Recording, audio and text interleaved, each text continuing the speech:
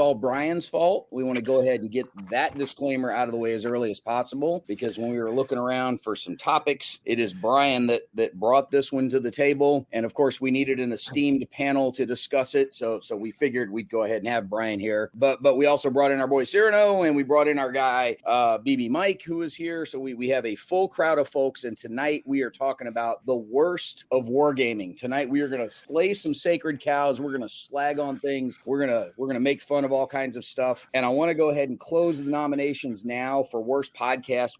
I'm self-nominating. We're going to put ourselves in the running for this podcast and get that out of the way. So Jim, welcome. Thanks for being here. I assume you've recovered from your polka-induced mosh pit over the weekend. I have indeed.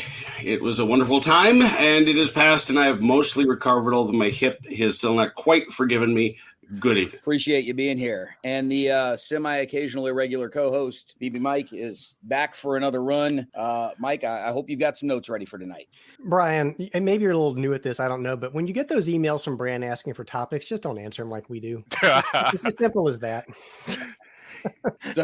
No, I have not prepared for this. I have no idea what to expect. I know it's worst in wargaming, whatever that means. And I'm already really bad. When somebody asks me, like, what's your favorite X, Y, or Z, or what's your most hated X, Y, or Z, it changes all the time for me. So this will be difficult. So, okay.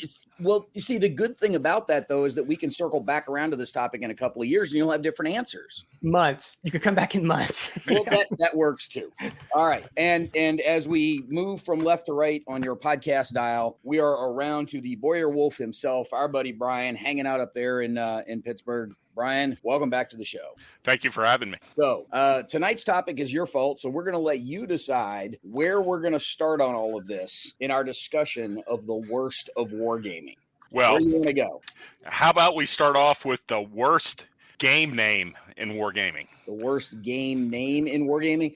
Yes. Jim has already written an article fully admitting which one is the silliest. I don't know that it's necessarily the worst, but Jim, Snappy Nappy, you nominated for being one of the dumbest names in. Oh, absolutely. I mean, and I know the author. In fact, my copy is autographed, and it's a good rule set. We played it a bunch, but it is a silly, silly name. And the other thing is, if you know anything about the way British English intersects with American English, if you Google Snappy Nappy and don't include rules, you get diapers. That is awesome. So, Bryan, while the rest of us sit here and think about it for a second, I'm assuming you have notes because you're Bryan and you always have notes. What were some of the ones you had up there for worst name? Well, I got two of them here. Okay. One of them's recent. Well, they're actually both kind of recent. This one just came out, though. And whenever I saw the name, I'm like, really? That's what you're naming this thing? Traces of Hubris by Vuka Sims. No, that's a terrible freaking name. Don't like it. It is following the naming convention of Traces of War, which is the same system that it uses. And I wonder if there's not a bit of a translation issue because I believe those both have the same Japanese designer. So it could be some translation stuff going on there between German and Japanese and English. Might have an impact on that. I'm not saying for sure, but I get the point of if you don't know the backstory and you're standing there in a store and you see a box that says Traces of Hubris, you're going, what the hell? Which happens to be about the German summer offensive in Russia in 1942. So, yeah, I just don't see that flying off the shelves. Of course, in our niche hobby, I'm sure somebody will pick it up. And amongst those who know, I mean, VUCA puts together some absolutely gorgeous productions. So, I mean, there's some people probably going to get it because it's VUCA. Never mind the name on it. Yeah, absolutely. The other game that I had in mind was a take on a song, Long Cool Woman in a Black Dress by the Hollies. It's called Long Cruel Woman instead of Long Cool Woman, and it's about the attack on Firebase Marianne in 1971. Now, I'm not sure I dislike this name or I really like it. I'm stuck in the middle here. It's bouncing around in my head. But, yeah, Long Cruel Woman. And from what I understand, he has a whole series of games where he's using, songs from the 60s and 70s for his Vietnam war game titles. I believe the other one is Paint It Black or something like that. Yeah, that's your buddy Paul Rohrbaugh right down the street in Youngstown. Oh, sorry to hear he lives there. That is where High Flying Dice is based. Get out. Paint It Black was just recently released. Tim Allen does a bunch of the artwork for that series of games. But you're right. He is using some different song titles for some of the game names. And like I said, I'm not sure I dislike that or it's the worst, but I don't know. What do you think? I'm just glad you didn't put Orange Crush on the list because I was waiting for that one. That's not too bad. I mean, that's your old baby, right? Yeah, look, it at this point, right, it's completely overcome by events. So the whole endless joke of when is Orange Crush finally going to get released is a non-factor at this point. It's not because, the Russians actually did invade Ukraine and it went absolutely nothing like the design from 2007. But yeah, that one's mine. I got to claim that one. I don't think a design from 2020 would have been able to accurately portray what is happening in the war. So don't feel too bad about that. Yeah, definitely not. And some of the other songs, song titles / game names. There's a Crossfire Hurricane. That's the Battle of Long Tan. You mentioned Long Cruel Woman already. There is a White Christmas, so that's the Fall of Saigon. So there are a couple of these that are out there. There's a Gone to Pieces, As Tears Go By, What Went Wrong. So I mean, there's a bunch of these that have some song connections. Note Satisfaction was Operation Hump in 65. So yeah, it's a bit of a running theme for the Vietnam games. I've never had to name a war game myself, so I can imagine these poor designers banging their heads trying to come up with, some memorable names. There's probably a few here and there that start with a title or a name because it sort of gives them a central rallying point for the theme, perhaps. I know the Orange Crush name was because of the Orange Revolution that had happened, and that's where I grabbed that and ran with it. But look, it wasn't a good name. There's nothing about that name that screams, Russian invasion of Ukraine, especially not back in 2007. Jim, Mike, what do you guys think? Y'all got a particularly onerous name or particular bad war game name you want to throw in here? Man, I hadn't thought about this in terms of names. Certainly Snappy Nappy would, especially because there is such an incredible disconnect between how good the game is and how stupid the title is. Well, you talked to the designer. Did he have a defense for this? Or yeah, his whole thing was he felt it needed to stand out from the giant cesspool of Napoleonic miniatures games that are out there, which is entirely a fair point. And it does. It certainly does. But the other thing was he did it with this strange, I guess I would call it Art Deco, maybe? No, it's not Deco. Who am I thinking of? 1980s, Duran Duran cover, lithographer who made all the money. Oh, Nagel. It almost looks like a Nagel print. I'm looking at it right now, and you're absolutely right. And again, it's so weird because the rules are incomplete. They're not as well done as they should be. They're certainly not to the editing standard I hold people to, but they're still great rules, just in a weird package. I also don't particularly like it when people try to create war game systems that cross periods. And I'm thinking, and it's not so much that they're stupid or anything, it just bothers me for some reason. I can't quite say why. I don't like the whole field commander approach that Dan Viersen game took. It's like, what do these games have to do with each other other than they come in a giant box and they're solo? Well, I think that's you might be drifting a little further afield from the topic when we're going to get around to like bad ideas, maybe. But I think do think that the names of those games accurately convey what the expectation is when you sit down to play them. So, I mean, you're sitting down to be Alexander or Nimitz for the Fleet Commander one or whatever, So I think Dan Versen's wallet would disagree with you, though. Oh, well, hey, it's what bothers me has absolutely no relationship to success in the marketplace. So I will absolutely stipulate to that.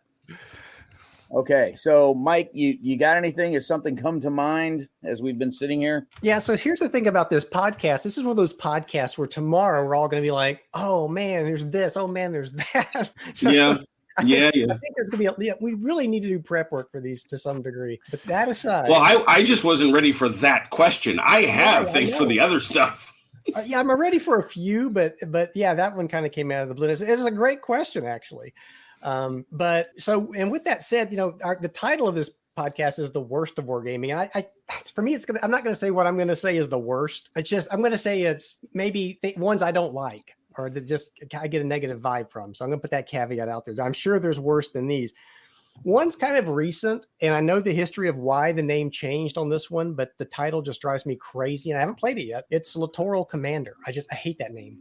Well, I know what it means, but I know why they changed it, but I do not like it. And so for those that don't know, it was originally we called Fleet Marine Force, and apparently the Marines got really upset with the Dietz Foundation and said, no, you can't do that. We've got a copyright on the name Marine, even though there's like 17,000 war games out there with Marine in the title. And apparently one of the great parts of all of this is that when there was a war game day at MCU or something, maybe it was the Krulak Center somewhere over at Quantico, there was a war game day going on. And one of the 3 or 4 stars from the Marine Corps was walking around looking and saw and asked what was going on. Hey, what's with this? And was asking about the game name. He volunteered, man, they should have just called this Fleet Marine Force. And I'm like, we tried. So That'd been a good name. Yeah. You're right. It could be better. It's dumb that it had to change like it did. But at this point, it's a series, and so you kind of have it. And I hear it's a great game. So, but yeah, just the title. And one more that just popped into my head that I kind of cringe when I hear it. I think it's from Legion War Games. I can't remember who published it, but it's came out last year. I think it's called Captain's Sea, and I'm like, Captain's Sea. This is the best we could come up with. What does that even mean? Captain, say that again. This is the problem. It's Captain's Sea, SEA. It's Captain's possessive. So and it sounds like captaincy, and it's just like, why? Why, people? Why are we doing this? But yeah, just saying it, you get some pretty bad references around that. Okay, I had to look and see what game this was. I know which one he's talking about now, but yeah, that's a terrible name. Yeah. I thought War Thunder was kind of a dumb name for a war game. I'm still not a big fan of the idea of having games that are the order of battle, blah, blah, blah. That's the Matrix series of games. To me, a game that's order of battle, something. I mean, this is not a slag on the games at all, but I would think that that's sort of like a fourth generation war game to like figure out how to get all your people through training and equipment and deployment. And then like all of the battle stuff happens off screen somewhere else, because the whole point of what you're doing is trying to like organize, equip, and train people to get them out there somewhere. So that one I thought was kind of goofy. And I got to admit, I know a lot of people love the game. There's a couple of them probably here on the podcast. I always thought the Quartermaster General name was just kind of dumb. It doesn't seem to match what you're doing, although I know there's some high-level logistics stuff that does happen in the game. To me, Quartermaster General, man, that's what the supply lines, the American Revolution games could have been called. Quartermaster General to me is not some theater level strategic war game. I agree. Matter of fact, that name itself probably turns people off just from buying it. I agree.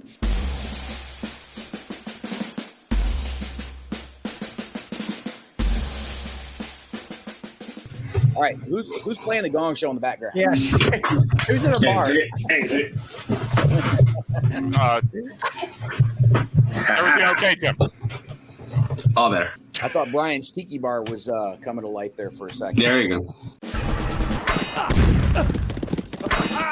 So yeah, I do think there are some games out there that could definitely use better names. I think some of them have reasons for bad names, but that doesn't make the name good. Oh, yeah, thank you. I knew it. Worst name of all time because it has none of it. Maneuvre.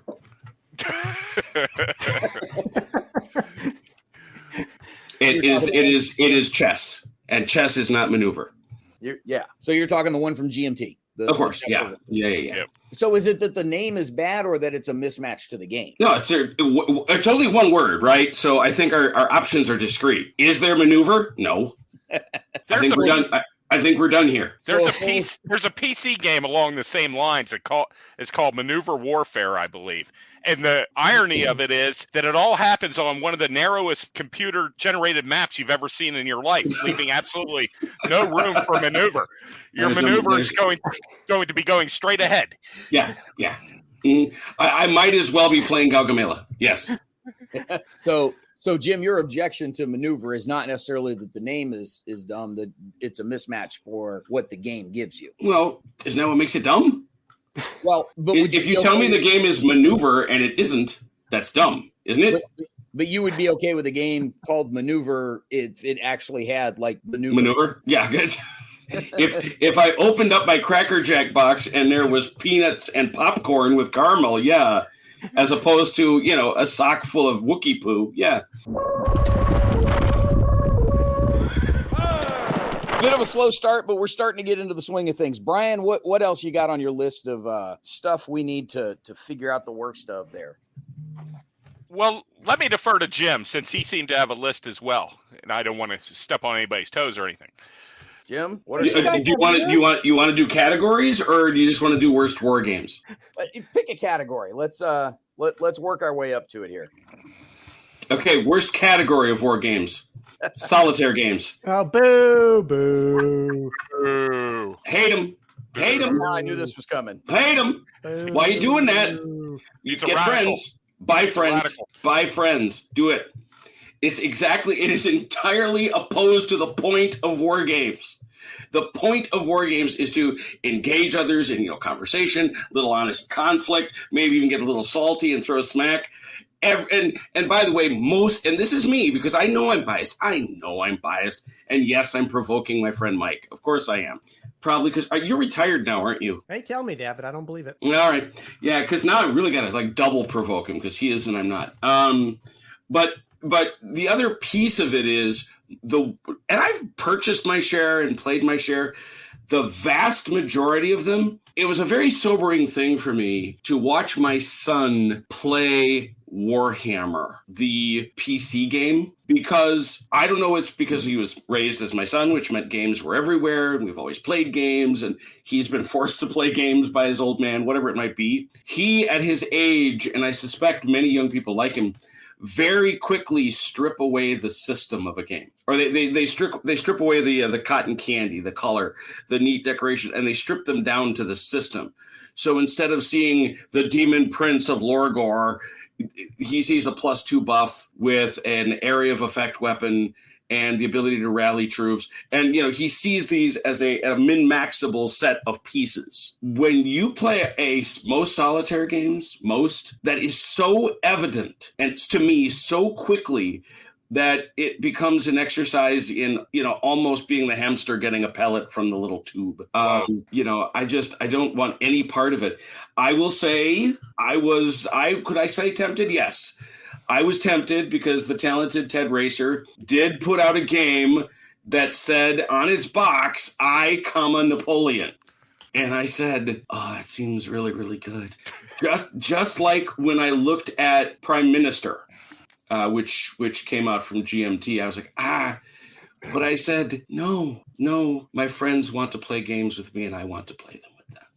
We'll have none of this. I was really curious how you resolve the cognitive dissonance of I, Napoleon, whether your love of Napoleon was going to win out over your hatred of solo games. Yeah, no, it was very, very, this was indeed cog dis, freely stipulate to that.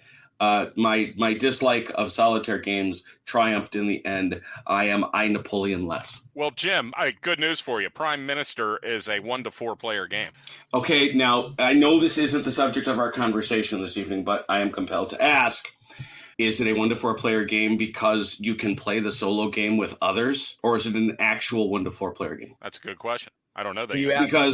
Because as our good friend of show, friend of everybody, great game designer, titan of his time, he walks astride the plains of gaming like a giant. David Thompson has written a number of games, some of which my face appears in. I'm sorry about that. You paid for it. I did, but I regret nothing. But you're right about that.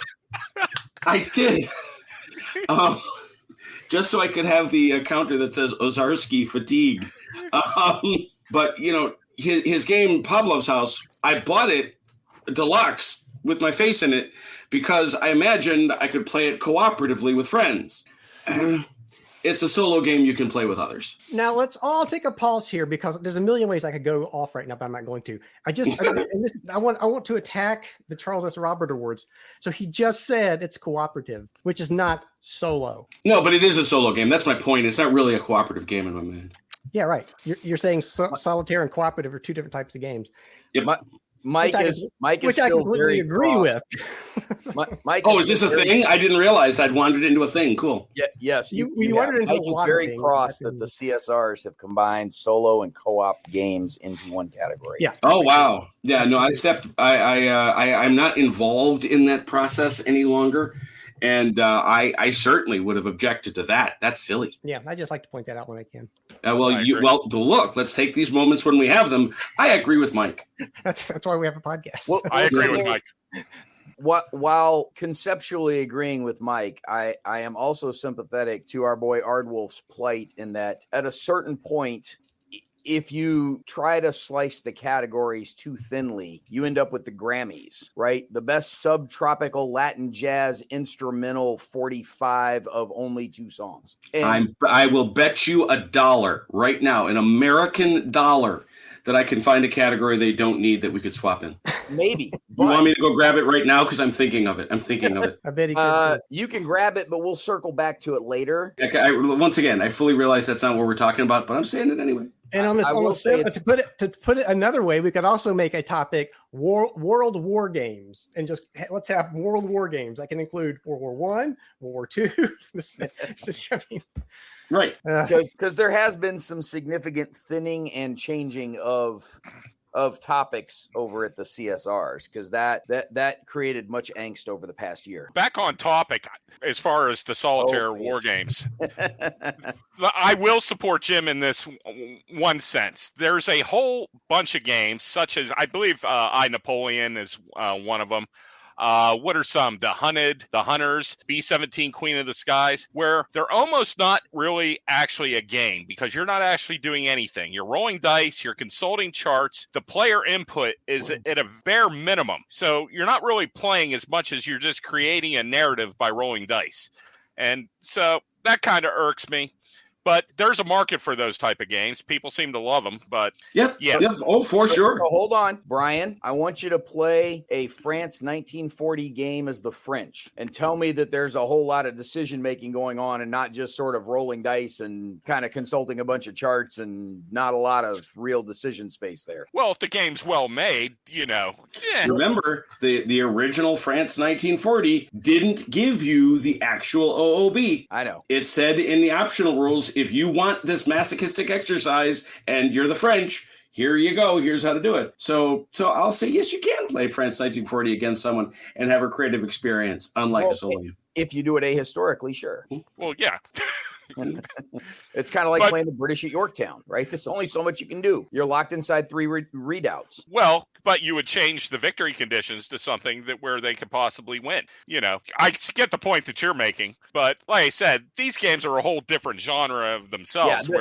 You're talking about the procedurally driven solitaire games where some people don't feel like they are much more than a dice chucker for the AI. It's choose your own adventure games with dice is how some people characterize them. That's an excellent way to put it. And for some people, there is that, that's the feel. And I don't want to tell them they don't feel what they feel. I personally am not a huge fan of many of those kinds of games because I don't think they've built enough options in to really give the players some decision space. I've seen it done well, not often in wargaming. I've seen it done well in the RPG world where there's a little more expectation of the narrative and the storytelling. I'm gonna hurt myself. I cannot believe you are talking about solo RPGs that aren't on computers. I cannot believe you're saying this.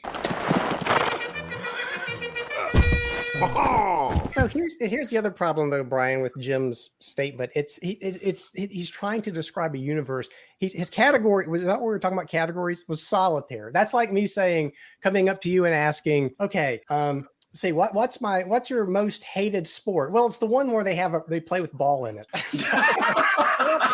Right. There's so many different subcategories. Right. I hate all those. Yeah. I mean, I'm looking at my game shelf right now. I have RAF by Butterfield, which is totally different than the Hunters and the Hunted. two totally different animals, both Well, here's solitaire the games. question, though. Which RAF do you have, the original one or the second edition? I have them all. Well, because they are significantly different games. The second edition you can play as either the Brits or the Germans, and they actually have the rules in there to play head-to-head. Yes, this is true.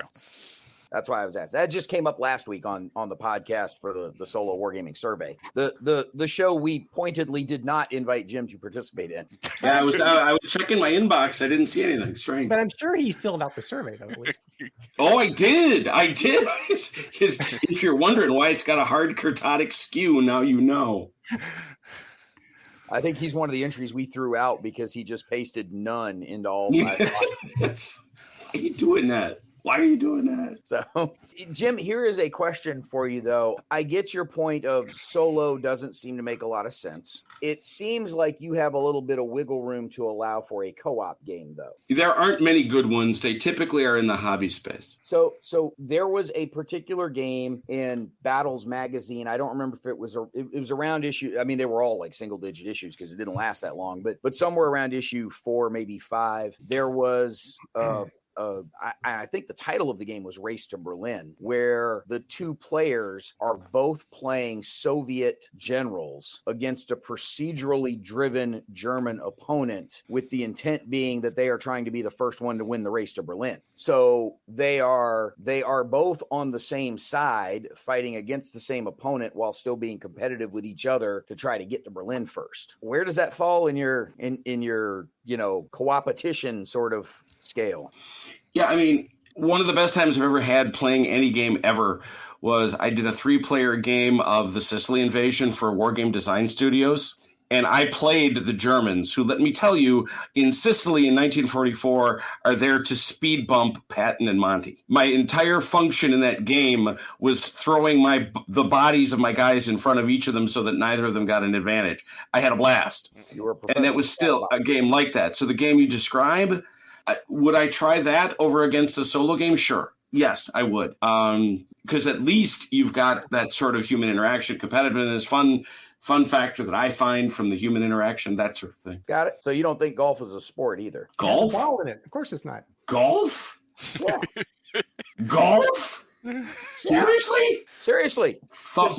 I suppose thumb hanging can be a sport. You can grab your bag and walk out to the course by yourself right now and go play. It's just you. You're not competing against anybody. It's just you. I absolutely, positively, if in case there's any doubt, please write this. You could write this down and send the hate mail my way. Of course, golf isn't a sport. Don't be absurd. Darts as well. Yeah. Lawn darts, pub darts, all types of darts. Just very, very briefly on the previous subject of titles, I find it very interesting. And I don't know, I'd have to ask Gary or you, Brant, to talk about this more. And actually, probably Bryan, you know more about this. When we were kids, you got Waterloo, Gettysburg, stuff like that. I'm curious to think when we got into the world of having to come up with really cool names for your games. And some, and I'm not saying there aren't still some that are out there. Battle of Waterloo, that's still a game. Battle for North Africa. After the 17th Gettysburg game, when you needed to somehow distinguish. Yeah, I guess. Yeah, I guess that's it. Wait a minute. How old do you think I am? Well, you're retired. You didn't include me in that. Oh, good point. I'm sorry. But you play solo games, so that limits your knowledge of games. Let's put it this way. You don't. Yeah. Okay, I'm going to move on. It is an intriguing question because around what years did we start to see these names start to change? I'm intrigued myself now that you asked the question. Because the one that got my attention as I was just kind of browsing through games, I was trying to find lists of bad game names. There is a game currently in, I think it's P5, yeah, Epipolae, the Athenian expedition in Sicily, 415 to 413 BCE. Oh my God. And by the way, this is volume 1 in Volko's Levy and Campaign Ancient series. What if you don't know? Now, everybody on this call knows what that is, okay? We probably have some understanding of the Athenian campaign in Sicily and all the events therein. We should probably know who Volko. They refer to Volko by his first name. We know who he is, and we sort of know what levy and campaign is. But my God, they have strung together this list of words that to the outsider is complete hieroglyphics. Fair. It's like. But the problem, you can't call it Sicily. Yeah, no, I'm not saying I have an easy answer to what. I guess you could say the Athenian campaign in Sicily, but well, what year was it again? Because it's in 415 to 413 BC. So let's call it Sicily 415 to distinguish it from Sicily 43. Yeah, no, I get it. It's just a curiosity to me because I know that and we argued that they weren't correct because Stalingrad really isn't Stalingrad. It's the whole Eastern Front. Well, right? That specific one wasn't, but there's not a shortage of games about Stalingrad with Stalingrad. The hell you say? Yes, and we've just gotten these. We've got, oh, here we go. Inferno. Guelphs and Ghibellines vie for Tuscany, 1259 to 1261. I mean... And I love Volk. And by the way, I own this game, so I should be careful. I was not going to not own a Dante game, but so here's a question though. Just a quick hit. Nobody else pop over to BGG. How many games do you think are called Inferno? Just Inferno, no subsequent subtitle or anything else. Now, these aren't all war games, obviously, but man. I'm going to guess. I'm not looking. I'm not cheating. I will say 13. 5. Okay. So it's more than one. 84, 96, 05, 2 in 96, and 1 in 2024. Mm-hmm. Now, that's just the name Inferno. That's not Inferno : something, or Inferno of Rock, or Inferno in Glory, or Inferno, the card game, or the Inferno TCG. Or, right. Verdun 1916 Steel Inferno, Stalingrad Inferno on the Volga. So, yeah. Sorry about that. I was just one. Like I said, I was just wondering when we got that switch. I probably mid to late 80s, around the time SPI had disappeared. Avalon Hill was running out of just single name battles to call things, and GDW was naming things after the operations instead of the battles. So probably somewhere mid to late 80s, because that's when you started to see like Storm over Arnhem. You started to see some different, more descriptive things show up. That'd be my gut reaction, but I have zero data to back that up with. Even going way back, I guess, like The Longest Day by Avalon Hill. Yeah, but that's also, there's the book and the movie for The Longest Day, so it's not like that's a totally out of left field sort of title there. No, but it's just not called D-Day either. Of course, I think they just had a game called D-Day. Because they already had a game called D-Day. Yeah, there you go. Yeah. Jim, it's probably partly your fault. Like, how many different ways can you call Waterloo? Yeah. I get it. Although, Mr. Daglish, he went out there and called the Waterloo game Napoleon. So Yeah, let's name the battle after the loser. Well, that's that right there is a whole socio-cultural narrative that we shan't go into right now. Whoa. Probably not. We will run out of time. Yeah, we've already derailed enough, I think. Sorry. And notice how I didn't respond to any of those heinous charges that were made against solitaire gaming. Those jibes. That's for another podcast. There were jibes. That's fair.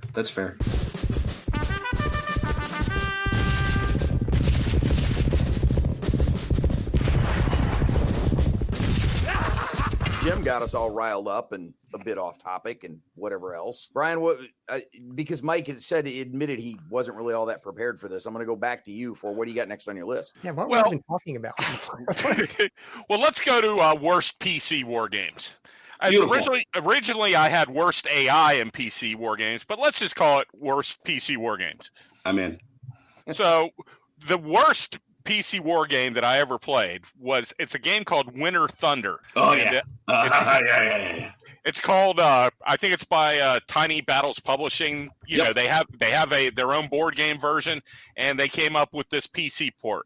And the first time I played it as the Americans. It's a game of the Battle of the Bulge. The Germans in the first turn, without me doing anything, took Bastogne. And so I'm like, well, that's interesting. Let me start the game over again. Maybe that was a fluke. Nope. Took it again in the first turn. So I'm not sure if it's the AI is so good that it can exploit the game on the first turn or what's going on. But there's all sorts of problems with the game. And just terrible from the get-go. Yeah, and the unfortunate part about that is that's a Bryan trained design, and Bryan usually does pretty good board games. So, well, it made me wonder if if it is an actual port of the board game, and it's being faithful to the board game, or if it was mistakes were made, or I don't know. So it is actually based on Bryan's board game, because I remember when that came out and what it was built off of. I wonder whether or not there's some AI issue or setup translation issue. I can't imagine Bryan letting a game escape into the wild that would be that gacked up just as a board game. Yeah, no, Bryan's name is actually on the splash screen as the designer. Ooh. Which shocked me because boy, oh boy, are you right about this one. My guess, and it's just a guess because I just started laughing at it after a point. I mean, look, I've play tested Tiller games for a long time. You want to talk about AI that can't attack? I got stories to tell you. On the other hand, and by the way, I want to give all credit to WDS because y'all know how much I love them. I'm a fanboy. They're actually trying to fix it. Because I don't play solitaire, I don't care, but bless you for investing the effort because so many do. But my guess with Winter Thunder, the terrain doesn't work for the Germans. I don't think it's turned on. I just watching the German, I don't think they were restricted the way I was. There's a line of code missing. Is that what you're saying? Well, sometimes we all know this about, James Starrett gave us some of the greatest wisdom we have ever received about AI. It's probably obvious to him, having done this as long as he did, but I just never heard it. And it was, we don't want really good AI. We want an AI that will shadow box with us just long enough to make us feel smart and then lose. Which I totally disagree with, by the way. I want a challenge. You may, because your level of masochism knows no bounds. But the individuals out there who buy games do not. That is simply true. And I've talked to so many people about it. And I actually had a young man at work argue with me about this, and I eventually won him around, and he acknowledged this fact. But the point is, so many times they just can't get the AI to do what they want it to do, so they let it cheat. Yeah. And I'm pretty sure they just let the German, and maybe I didn't get around to playing as the Germans. They may well do the same thing if the AI is the Allies. They just let it cheat and ignore the terrain, because that thing you report is pretty well known about Winter Thunder. Yeah, it has 3 reviews on Steam, and every one is thumbs down. So is that right? I mean, it didn't get a lot of play, but being the niche game that it is, but like I said, it's very rare that I play a game that just stops me in my tracks and going, wow, what is going on here? So yeah. The worst computer game I've ever played, and yeah, Jim, go ahead and make your jokes, but I have played more than a couple over the years, but going back a long way, the Farkle. in the early days of the Macs, there were a handful of computer games out there, and one of the worst was that Balance of Power game. I knew somebody was going to say that. That's so funny. Okay. Now you got to bear in mind, I'm just a little bit older than you are. And you got to understand what a revelation Balance of Power was. I have long wanted to go back to it and see if I would hate it, because I was politically far more conservative then than I am now. And what made me infuriated about it is I didn't feel the United States could do the stuff that a decent, God-fearing American president would do. And what also infuriated you was, you have failed. We will show you no graphics of the world ending. Oh, yeah. That struck me as weak at the time. We do not reward failure. That's mostly the way every game ended, right? Mostly because this is a text game and we don't have any graphics to show. Well, yeah, right. As if that wasn't the real reason. Yeah. So I will say, on the Mac, there were some graphics, because the Mac did have a more graphical interface than most of the other computers. Yeah, for sure. And there were some graphics on there. They were basic bitmap black and white graphics, because that's what you got back in '85. And they weren't bad. They weren't great. But we did figure out, using the little ResEdit utility, how to get inside the source code there and extract a whole bunch of those splash graphics you would get when the game first launched, and kind of collaged their way on the screen. That we ended up using those graphics for a whole bunch of other things that we were doing with gaming at the time, and that allowed us to just completely move on from Balance of Power. Cutting and pasting the graphics out of the resource fork of the application was the most use that game ever had for anybody. It was crap. And there are some folks that'll say, well, when you kind of describe the game, and Jim, hold the laughter, please. When you try to describe the game, people go, well, that kind of sounds like Twilight Struggle, except that it sucked. So, well, my memories of that game I played it on my friend's Apple computer, and it was me versus him, and everything. Part of the game would be that you would go into these crises. And if nobody backed down, which neither me or my friend would ever, the game would just end because you would go to full-out nuclear war. So every single time we played the game, it ended with nuclear war, because the problem was if you backed down, you were so far behind the other player that you were going to lose anyway. So I don't know. Yeah. Well, I don't think it was very balanced. I agree. Yeah, it was a not very balanced of power. So that would be the one that I would throw on the pile as an absolutely dreadful computer game. So, and I'll throw one out that it's an old game, and it's not. I wouldn't say it's the worst, because like I said, I'm probably going to think of more tomorrow. But there's one game, and this goes back to what I think Jim was saying with, in those days, what AI was there? There was the computer opponent basically had to cheat. And the game that I played, and I was so disappointed because I was a big Civil War fan, I still am. It was No Greater Glory by SSI. Oh, yeah. And I would play that game, and I played it for hours on end, but I would play up to the point where here I come with my Union troops, 30,000 strong, and I'm facing off against Confederate troops that are, somewhere around 28, 30,000 themselves. Then you would go through this phase of disease and desertion. And at the end of that phase, they would come back and say, okay, Union, you now have 4,000 men left because you lost 36 or whatever, 26,000 to disease and desertion. Okay, Confederate player, you lost 1,000 men. You only have 29,000 troops now. And it's like, wait, what? I've got 5,000 where I had 30, and he's got 29 where he had 30. No. And it was just their way of trying to balance the game. It was like I was doing so good that they had to come up with these changes to make me lose. I hated it. So frustrating. Yeah, I probably played that game a dozen times as the Union and never won once. And that's why it was called No Greater Glory, because you never could win. and just for the record, you can play it for free online right now.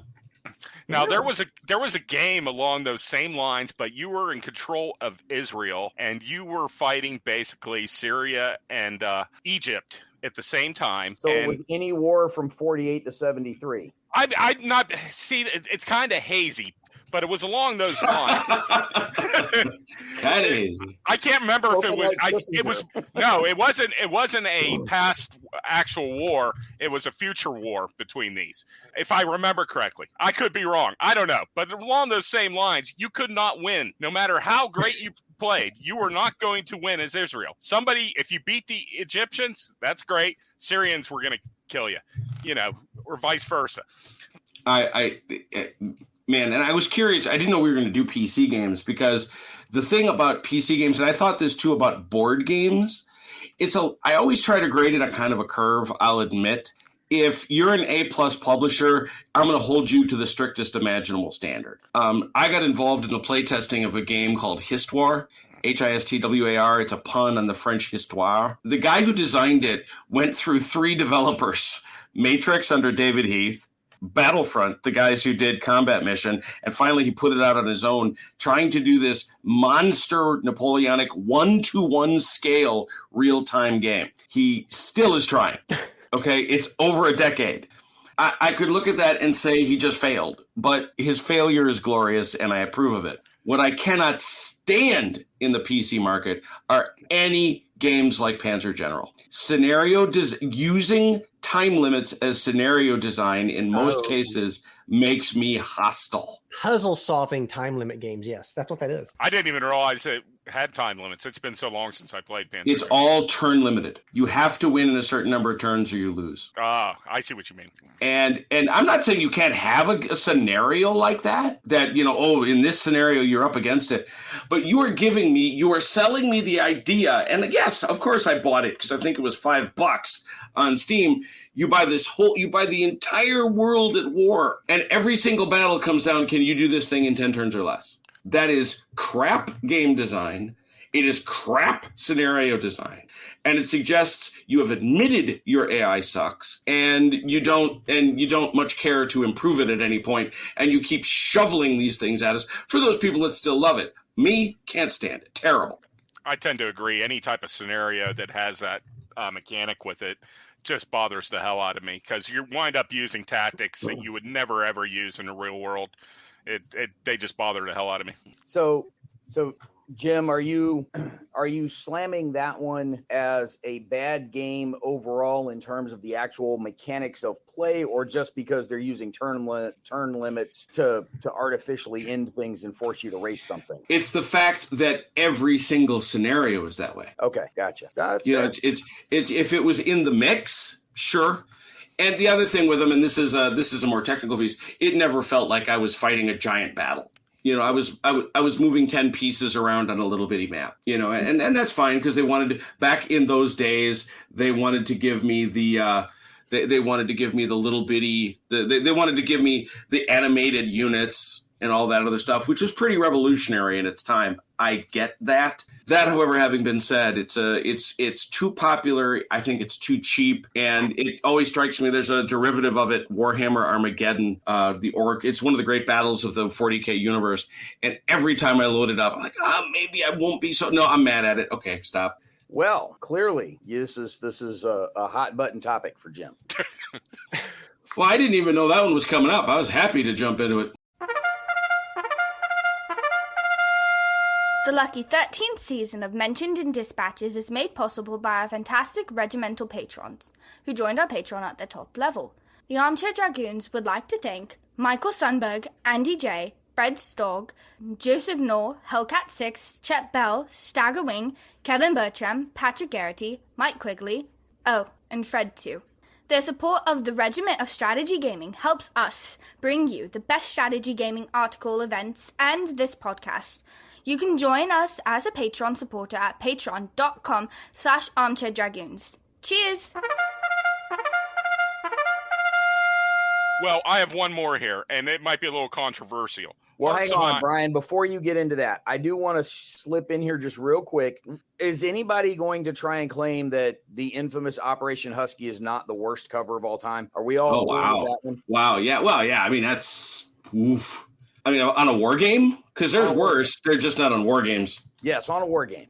Are we all okay with Operation Husky? We just go ahead and give it the crown because it's had it for like 40 years at this point. Well, I don't know what you're talking about. I'm sure there's how many games are we talking a PC game? Are we talking a board game? What are we talking? A board game. Go hit BGG and go pull up the Operation. Is that the one that looks like raw meat? It's like, yes, okay, that is the one. I know what you're talking about. That is the one.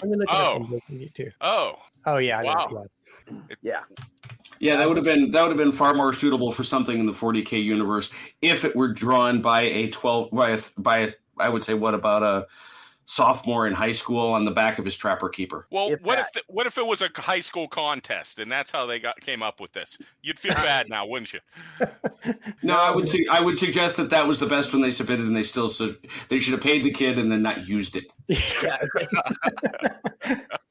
Here's the deal, though. Okay, that game's from like '96. Yeah, I was gonna say maybe you're not cutting this slack because it's so darn old, but no, that's really it's from '96. No, and parenthetically, I don't own it. I've never played it, but everybody that I've heard about that plays it likes it. It's by some accounts, it seems to be a halfway decent game. Brian, did you find the image at your end yet? I think I'm not sure.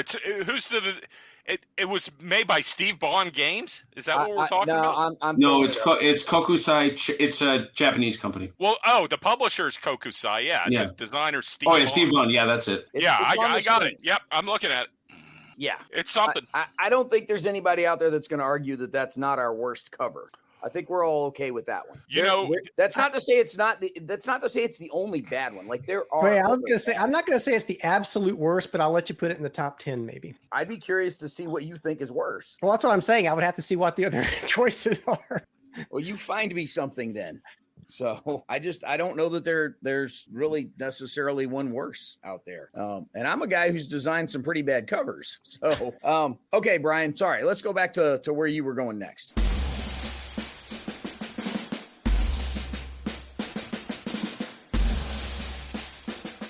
Well, I was going to name another bad PC game, and to me, Hearts of Iron and all 4 versions of it's still garbage, even at the 4th version. They've never been able to get the Pacific War even close to being right. you see all the time, people will take a country like Bulgaria and take over the world. Something like that might be a tip-off that this isn't the best game design ever and not the most realistic. It is a game, but, the world they're portraying is not the world from the past or the future or whatever. I absolutely hate it. I do not understand what people see in that game. Me neither. But I think it's people. I mean, obviously the concept of taking over a country during the World War II time period, that sounds great. That sounds interesting. But the realism, it's not there at all. Yeah. When you can take a country like Bulgaria and conquer the world, isn't somebody, saying, hey, maybe we should be doing something to stop Bulgaria. To me, ultimately, and they tried that. Remember, this is all in the family of Europa Universalis. Yes, where this comes from, and they tried a lot of that. I actually liked Europa Universalis 2 a good deal because I loved the fact, and I will always remember this. I was in grad school. When did that game come out? Anyway, I remember it had an inflation model, and I had never seen that well modeled before, and it actually does a good job of it, and I liked what they were doing. And then all of a sudden, precisely as you say, someone would grab Liechtenstein, and we're suddenly running the whole of Western Europe. Well, I will say the EU4 actually does a better job of stopping. I guess the word term for it in these type of games is blobbing, where you just keep getting more and more powerful without any restrictions, being put on you as you become more and more powerful. Well, it's in 3 that they introduced the bad boy mechanic. Right. And they tried to fix it. But no, I mean, look, there's something pornographic in Hearts of Iron 4. You can do all these things. You can shove the pieces around, and it's glorious in all of its piecification, and you're feeling like MacArthur or whoever you think you are. But at the end of the day, if you take a step back and look at what you're doing, I've always asked myself, what possible reward do you get from this? At any level. No, I don't know I don't know as I'd put them on my most hated game. To me, I would put them on my list of the most useless game. I see no need for it. And we were talking about how, we don't want a good AI. We want a bad AI. This is proof that some people definitely want a bad AI. No doubt about it. Oh, and that goes to my point, and that goes to Dr. Sterrett's point. No, everybody wants to feel challenged in that game for a little bitty while, and then they want to own Western Europe. I gotta wonder. Well, not really wonder. I think, having worked on the back end of no end of software projects, I got to assume that Bulgaria taking over the world was a feature, not a bug. Sure. Like you don't ship that unless that's what you're going for. Well, I can't. Let's put it this way. I'm certain it came up in test. But in defense of those games, they're not meant to be like recreations of history. You're talking about this kind of goes into the civilization category. Like when you play Civilization and you start as the Incas, and they go on to take over the world and go to the moon or Alpha Centauri. Is that realistic? Well, no, of course not. And that's why I don't like Civ, but that's a whole other conversation. Or when you start as Abraham Lincoln in 4000 BC. Let's stop this here for a second. So Solitaire Gaming and doesn't like Civilization. Oh boy. I will be compelled to play Civ because so many people like it. If I can avoid it, I absolutely will, because it is a historical. And that's exactly why I don't like it. And Bryan, you're watching a friendship end in real time here. And you're in Wisconsin? I am. Okay, let me write this down. Okay. And I know it. Look, and how many times I got to say this? If it brings you joy, that is what you should do. But I am going to tell you why I think it isn't a particularly good game. To the topic of Hearts of Iron, if you want to throw it's all play blanky on top of it, I guess you can. But then at that point, admit you're playing Axis and Allies and be done with it. Although Axis and Allies has a better balance. I think any of those games, yeah. Jim, did I hear you complain you didn't like Civ because it was ahistoric? Am I that is correct. Characterizing your position? You are. All right. So what was the last game of Waterloo you won as Napoleon? Whoa. Well, I'd have to look at. Gosh, since last time we played, we usually don't play Waterloo. I don't know if you noticed, man, but I've been writing articles that suggest we've been playing Quatre Bras a lot. Yeah, okay. And Napoleon is losing rather badly on a consistent basis. Deep thoughts with Brant. And did you hate it? So your did I hate? Let me answer the question. No, I did not. So despite its ahistorical outcomes, you're cool with it. Its outcomes, yes. Its structure is not ahistorical. No, I don't like Civilization for just its plain simplicity. It just doesn't do it for me. I can understand why people like it though. Oh, I do too. I don't, it's not a puzzle to me. People like candy corn too for reasons that evade me, but Are we going to get to the things we're sort of expecting that we all kind of expected to get to, like worst map, worst counters, worst rule set, worst whatever? Brian, what else you got on your list of stuff that we need to worst here? I have worst proofread game. Jim, we're already at 57 minutes, man. All right. As we record this. So as far as bad rule books, Fields of Fire. That's a goodie. They're actually releasing a new version of it with an upgraded rule book that. So the latest version of the rules that is nearly complete is available as a PDF download, and it is not inconceivable that by the time this podcast gets released, not as we are recording it, but by the time I get done with the editing, that the final rule book might actually be out. Okay, what kind of BS is that? I agree. How is that? Why do we tolerate that? Jim's right. It's gotten so bad now that, you almost don't want to buy the initial release of games. You're right. What? How? Look, once upon a time when all of us were kids, I had a good friend. He's since passed away. His brother was a playtester for SPI. He showed me the playtest kits he used to get. They were amazing.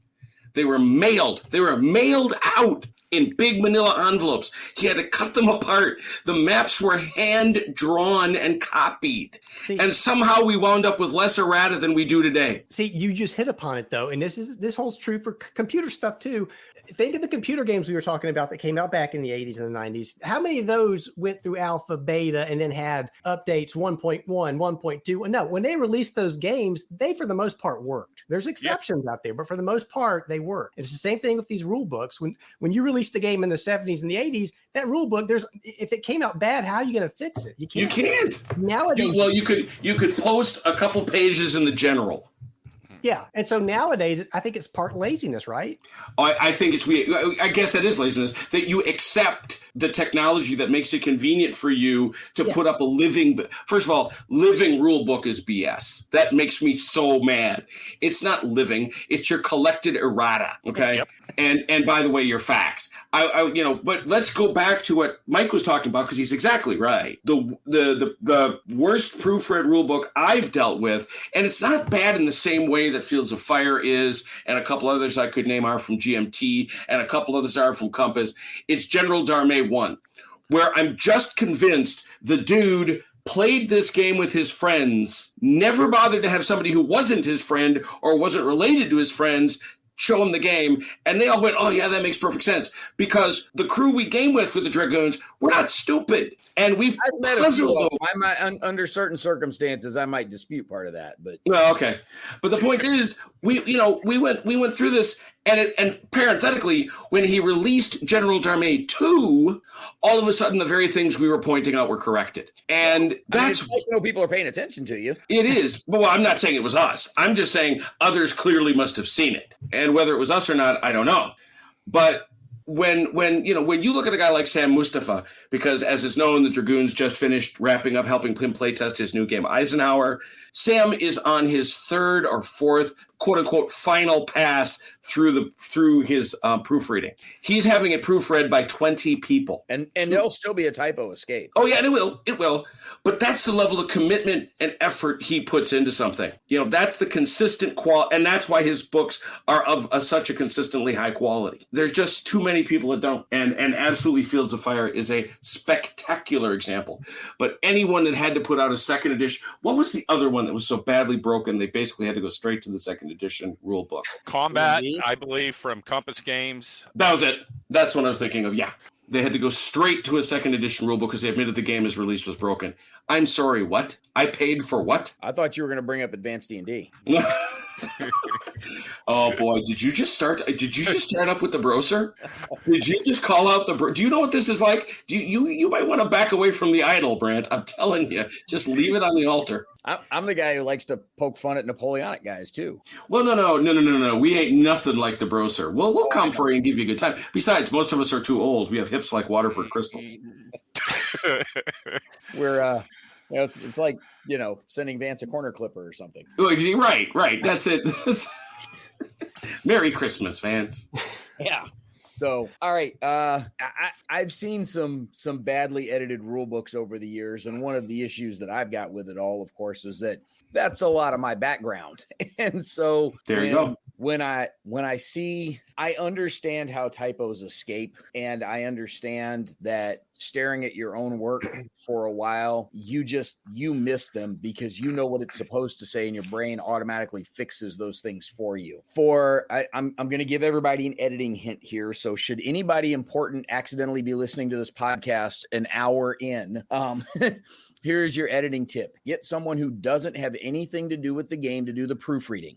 We're looking for typos, right? We're not even worried about subject-verb agreement at this point. We just want all the words spelled correctly. Well, hold on. The way you do it is you hand them the manuscript and you have them check every word starting at the back of it and working forward. You read it all backwards because then you're not trying to put the words together to form sentences. You're just looking at each individual word. You can't make sense of it if you're doing it backwards. So you start at the back of the document, you look at every word, working your way back to the front. And that's how you find all the TEHs that are supposed to be and that's where you fix them. So there's your free editing hint, Wargame publishers. Do that from now on. Brant, you're going to find this hard to believe, but most of us can live with typos. We're talking about things that go beyond typos. Well, no. I get that there's a lot of those other problems in the fact that like people just don't test their stuff.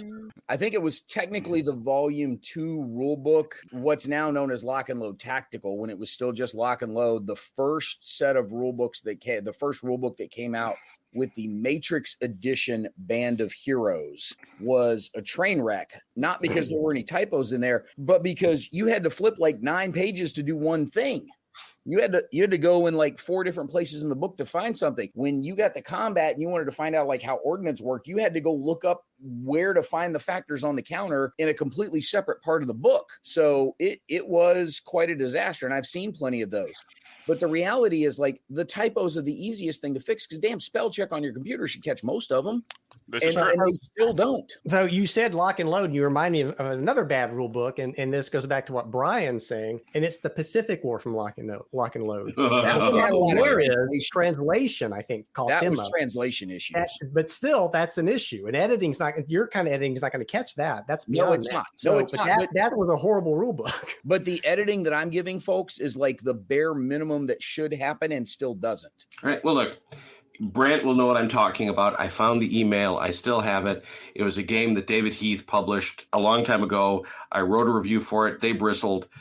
This was a released game sold on shelves that repeated an entire half page of text on the same page.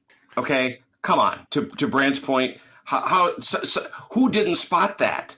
Well, I think it points out that the publishers themselves are taking no interest in it whatsoever for the most part, that they're putting everything on the designers themselves to do the proofreading and so forth. I think there's some stuff being dumped on the designers. I think part of this happens because our industry, our little corner of the board gaming world, is at a point where the margins are so razor thin that there's almost no full-time staff anywhere anymore, and the part-time staff are juggling 11 different projects, and you're just out of time. You're out of hands to keep that many balls in the air, and not everybody can be GMT with 7, 8, 10, whatever it is, full-timers that they've got running around. How many war game publishing companies out there have more than two staff who are paying their mortgages off of what they're making with the war games? 5, maybe, right? And there's a couple of war game publishing companies out there where that's the primary thing that person does throughout the day, but that's not even necessarily the primary income, because like they're living off retirement from the military or a pension from something else.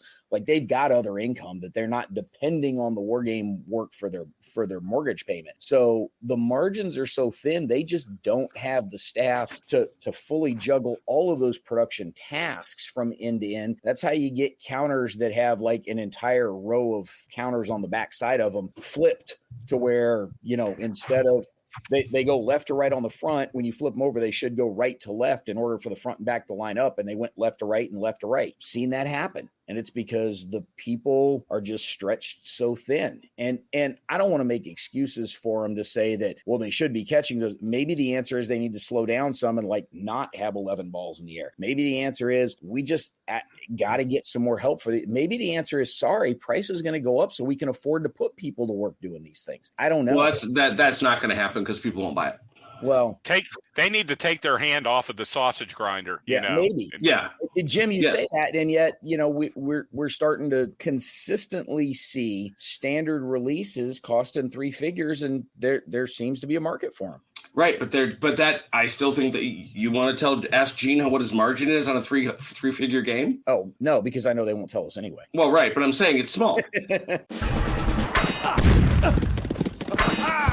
I know we're getting up against time here, but I just want to say, and it's in this category. The thing when you mentioned this topic to me, the number one thing that popped into my head was the Osprey Blue Books. The Osprey Blue Books need to stop. I pretty much have declared a ban on them for my own purchasing.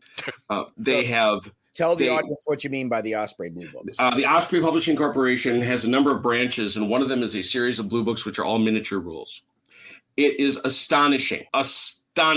And they have a publishing philosophy. They admit this. There is a podcast where they admit this. They get an author, have them publish it. It goes out the door, and they are done. This is for a miniature set. They do not support it. They do not issue re-releases, with one notable exception, because it was such a huge hit, Lion Rampant. They did a second edition. But other games, Absolute Emperor, Men of Bronze, Rebels and Patriots, Chosen Men. Well, I could go on. Came back around and did another. They did a second book for. Which one? Silver Bayonet. Yeah, they do have a source book for Silver Bayonet. That's fair. But by and large, you got to be a lucky bastard to get that. And more importantly, the quality of these books has been consistently erratic. There are huge errors. There's a huge error inside Fighting Sale, which I like a lot. And they're not big books. They're small books. No, they're tiny little books. But there's a huge mismatch between the actual rules and what a graphic says the rule is. Do you know they're using a different team for the blue books than Osprey does for their RPGs? And I'm asking. Well, I don't think there's a team, honestly. I think it's all individual contracts for the war games. Well, but that may be, but I mean, somebody is doing the layout and design and editing and production work on the books. That's not the. Yeah, I mean that because I will tell you that the thing that led me down this road and makes me feel as angry as I do about Blue Book is the way they treated Absolute Emperor and its author, who parenthetically came on I was playing it badly, although I blame the book for that. He came on to the broadcast, helped us learn how, and we played. It's a decent game. It is shot. The editing is horrible. The maps are wrong. There's multiple errors on the maps in terms of scale, in terms of units, in terms of victory conditions. It's a disaster. It should have been a free second edition to all purchasers. But and he offered to do a scenario book. He said, "No, we're done. We're walking away." Didn't even want to do a Civil War game. Didn't want to do his Napoleonic scenarios. Just walked away from it. Well, the reason I was asking is that, Frostgrave and Stargrave and Heirs to Harris. Yeah, they do seem to be very well. Those seem to be well supported, Well, not just well supported, but like they're pretty solid books. I haven't seen Tomorrow City yet. I'm waiting for that one to show up, but that one by all accounts looks like it's gonna be pretty good too. I finally tracked down the original Heirs to Heresy book. That was one of the things came back from Noble Knight with me. So now I can go get the Faith and Fear expansion book for that one. But you're telling me that Hot Lead and Cold Steel's not going to get anything beyond its basic edition. At that point, it's kind of like, well, why get it at all? So right. It's just a dark because just taking another example, Men of Bronze, watch Little Wars TV, just check it out, and you will see them talking about how they basically had to rewrite the rules with the author. They involved him and rewrote them such that they're now usable. There's no excuse for that. There just isn't. Jim, I'm flipping through the Osprey site right now, and I've already found like at least 4 books expanding the Silver Bayonet. Yeah, and that could be the RPG thing. Well, maybe, but I mean, that's Silver Bayonet's not an RPG, is it? Yeah, it is. Yeah, okay. It's a Napoleonic fantasy skirmish game. All right. It's Napoleonic werewolves. Here you go, bigger audience. That's why they're doing it. Fair enough. So no, I've played it. I've played it in Lazy Boy. They capture the historical accuracy of the werewolves that Napoleon had. Yeah, those are very accurate. Well, let's put it this way: I found it much more historically compelling than Ridley Scott's movie. I suppose when the bar is firmly embedded in the floor, it's not hard to jump over it. No, when it actually looks a whole lot more like a doorstop. Yeah. Did you watch the director's cut that fixed everything? Of course I did. Was it 4 hours longer than the... Don't worry, Jim. I might edit that out so you don't have to be caught admitting to it. I mean, don't ask ridiculous. I'm almost offended you ask. But no, I will make my comment 15 seconds or less. We once again see Napoleon leading a cavalry charge. Okay, so hang on, Jim. I want to get something straight here. Mm-hmm. All right. From the sounds of it, you actually like Ridley Scott's Napoleon more than you like Solo Wargaming, because you did go see the director's cut for Ridley Scott's Napoleon, having seen the original one and knowing what crap it is, and yet you still have not ordered. Solo wargaming as a concept, yes. There are individual solo war games I would happily play before I would watch that movie ever again. Okay, but you haven't ordered Ted Racer's Napoleon. So that way, yeah, no, that is a fair point. Stipulate, agree. You're right. He can't order that. It's out of stock. Oh, I've been taunted by more people than you can, not more than you can imagine. I've been taunted by a number of people who have offered to sell me their copies because they know of my view of solo gaming. Wow. I could probably find a half a dozen to send you one for free. Yeah, there you go. Just to taunt you. Yeah. Don't you want to play the Napoleon game? No, I do not.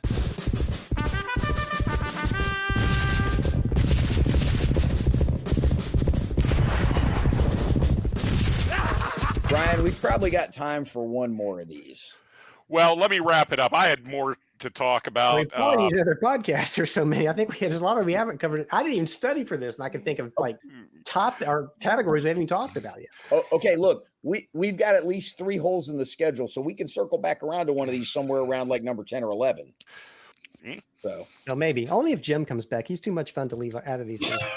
Yeah, you're nice. But I'm going to wrap this up on using a weird category. The worst term that we always use when we talk about war games. And to me, I hate hearing the term elegant. Oh, that's a good one. I just, it's an elegant system. Shut up. I don't want to hear that. I don't like it. Because it's the one I've written about this. Never, ever again tell me, well, they're your rules. Change them if you like. No fool in clown shoes. I know I have these rules. I didn't think there were rules police that would visit me in my sleep. What are you talking? I cannot tell you how many miniatures rules include that line. Jim. Remember, they're your rules. So if you find a rule you don't like, that isn't the point. I am paying you to tell me why your rule makes sense. I am absolutely confident I can change your rule if I don't like it. Jim's having nightmares of driving past billboards. It's need a rules lawyer? Dial 1-888. It's like, what? Why do you think you need to tell me that?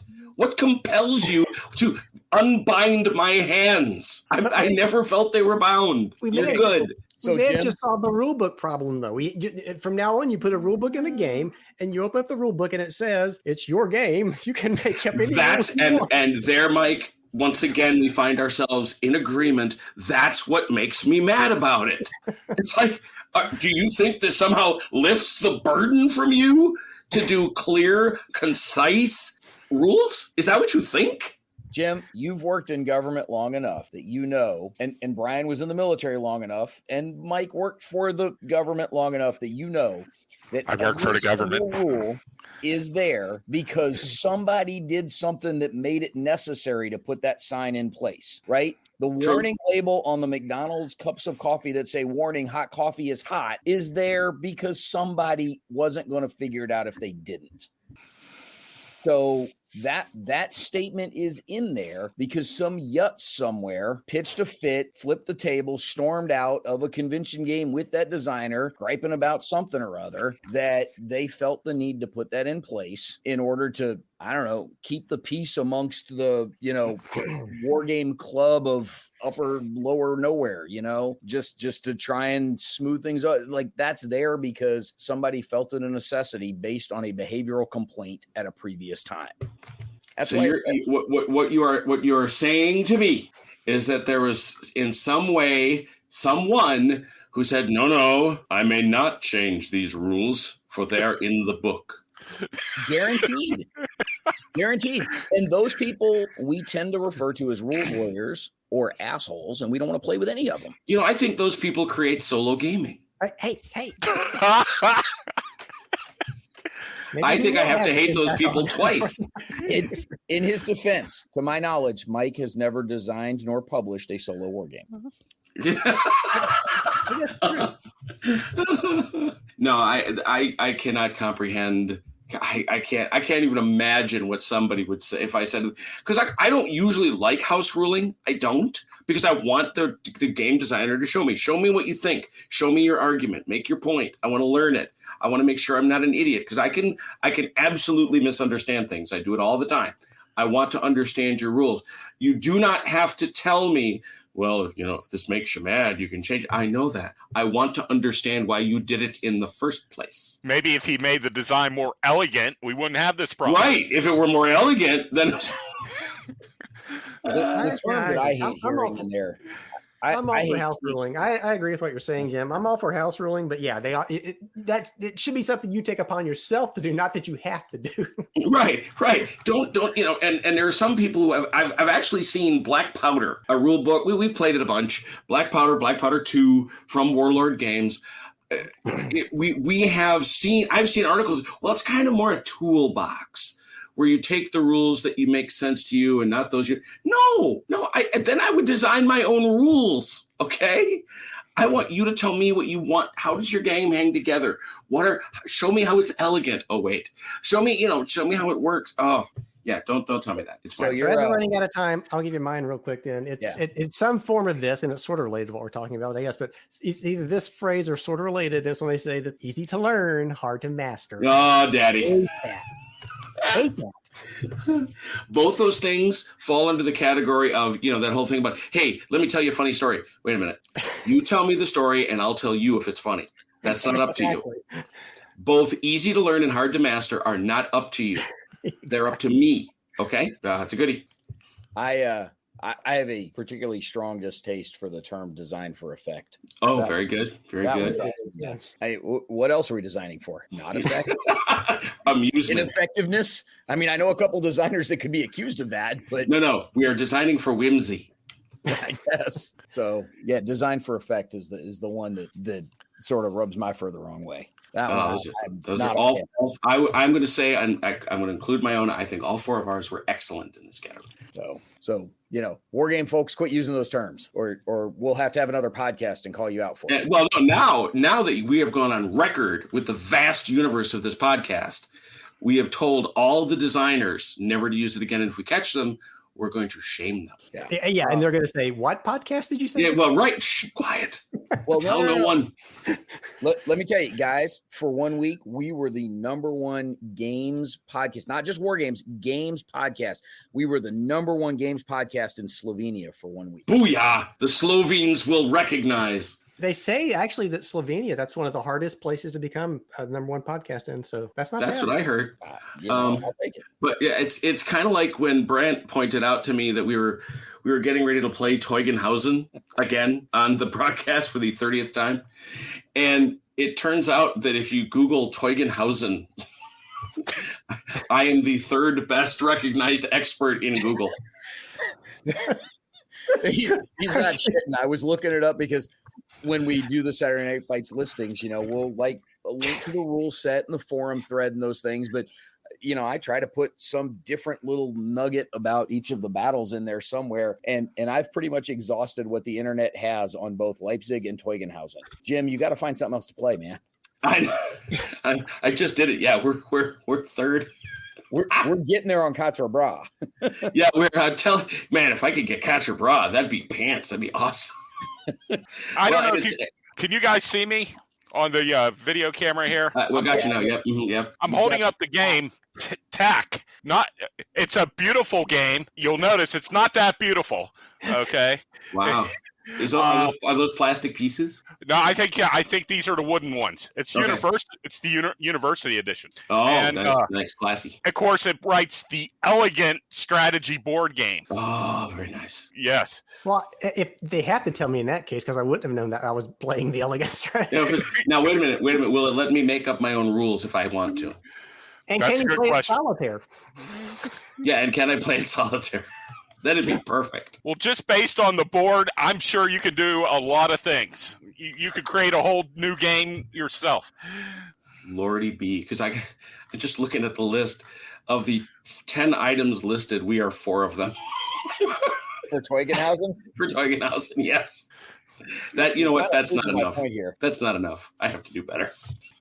I'm going to be forced to link to the Teugn-Hausen comic book at some point here because I'm running out of stuff we can use. Yeah, I get it. Audience, I hope you at least got a laugh out of this, if nothing else. You've probably yelled and screamed at us, and that's cool. Yell and scream all you want. Leave us some comments either on the on the article itself down below, or if you're listening to this through some podcast app, pop into our forums and yell at us there. That's fine too. We do want to hear what you think qualifies for some of the worst of wargaming as we've bounced around a little bit on some of the topics here. And we took a bit of a non-traditional path. I was a little more prepared to talk about worst counters and worst maps because that's where I thought Bryan was going to go with some of this. But I was entertained by some of what we had here with some of the topics and some of your guys' suggestions. So that was a good time. Bryan, we love you. Please come back. I think you're on the schedule at least twice more this season. Oh boy. Hey, we got 13 of these we got to fill, man. Still got 9 more to do.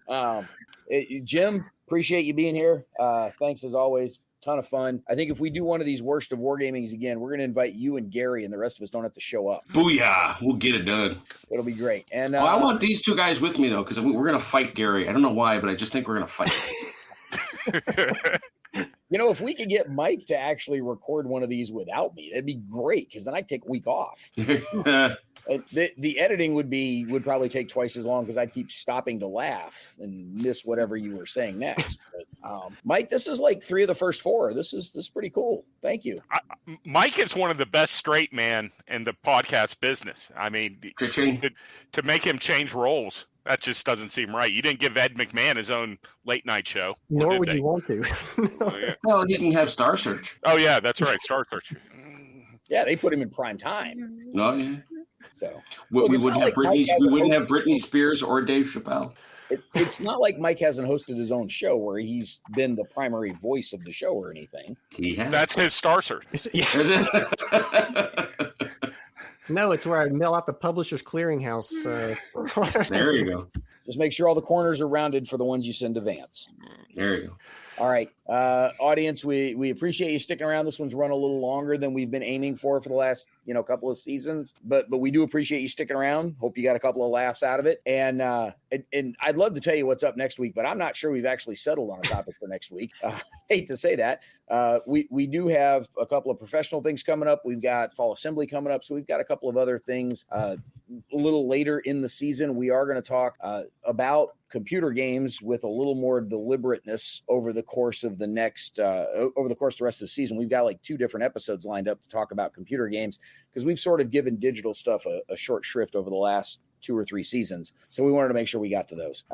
But as always, when you get a chance, go hit your favorite podcast app, give us a rating, give us, whatever recommendation you think is appropriate for us. We just need those recommendations to build up to help the podcast find us in their search and recommendation engines. We'd love to start showing up on more people's feeds as a suggestion, but that only happens if you keep recommending it to folks. We appreciate all our listeners. We appreciate the guests. Thank you guys very much. We'll catch you next time on another episode of Mentioned in Dispatches.